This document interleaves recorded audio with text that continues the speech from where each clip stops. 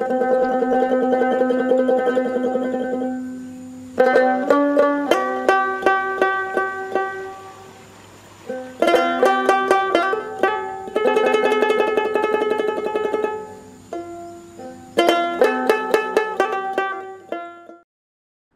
ফসল ও অর্থকরী ফসলের মধ্যে পার্থক্য।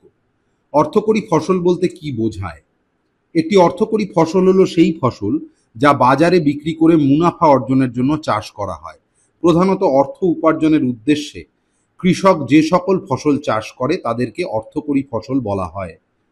অধিকাংশ ফসল আজ বিশ্বব্যাপী উৎপাদিত অর্থকরী ফসল, যা জাতীয় ও আন্তর্জাতিক বাজারে বিক্রির জন্য চাষ করা হয়।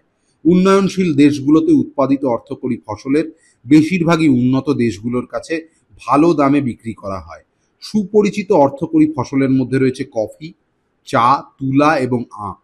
একটি অর্থকরী ফসল হলো এমন একটি ফসল যা ব্যক্তিগত খরচের পরিবর্তে প্রধানত বিক্রির জন্য চাষ করা হয়।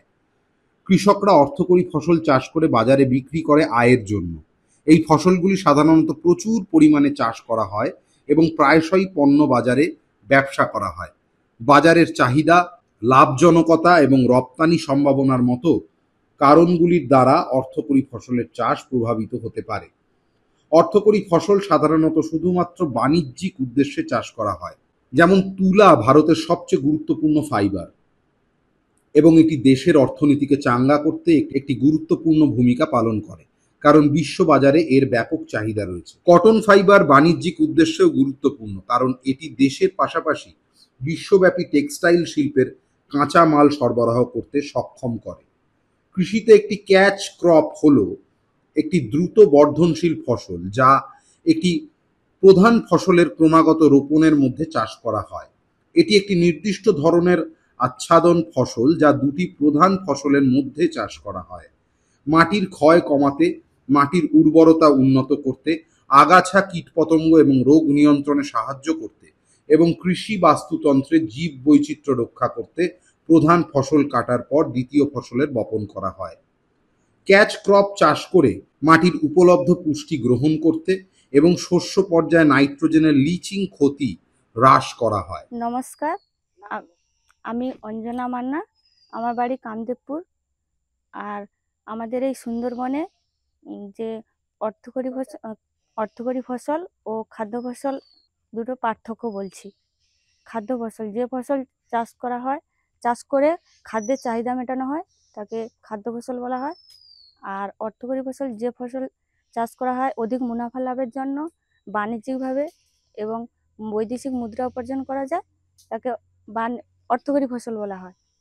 যেমন চা, পাট, কফি, তুলা। আর খাদ্য ফসল ধান, গম, শাক সবজি ইত্যাদি। খাদ্য ফসল চাষে খরচ কম এবং আয়ও কম, আর অর্থকরী ফসলে খরচ বেশি এবং আয়ও অনেক বেশি।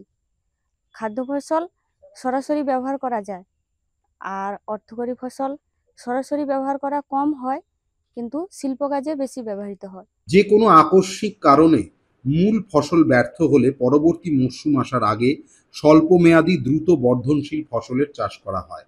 যেমন খরিফ মরশুমের ধান চাষ করার পর কোনো কারণ অর্থাৎ বৃষ্টির অভাবে ধান চাষ না হলে পরবর্তী রবি মরশুম আসার আগে স্বল্পমেয়াদী দ্রুত বর্ধনশীল শাক জাতীয় ফসল, লেটুস, পালং বা শসা, মূলো প্রভৃতি ফসলের চাষ করা হয়।